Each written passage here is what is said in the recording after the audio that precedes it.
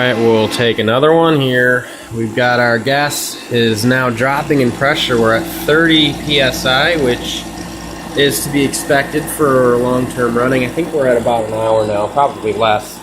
Return gas is hovering right around 0, so we are getting a good degree of superheat.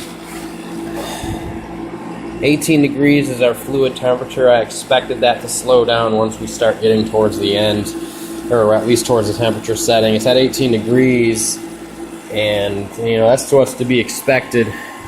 You get down lower, it's harder and harder to drop that temperature, so it'll take a little bit of extra time, but that alone is more than acceptable for running purposes, so I'm not too worried.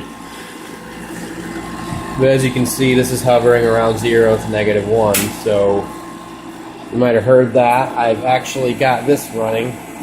That regulator, that time relay is working. It's just I'm having a little difficulty. I'm not very familiar with the time settings, so I'm not able to get it to cut on and cut off at the intervals I want. But you can see that it's working. It isn't very humid outside, so even with a fluid temperature of 18 degrees, it's really a thin layer of frost on there. So, well, so far so good. I think our pressure has stabilized over here.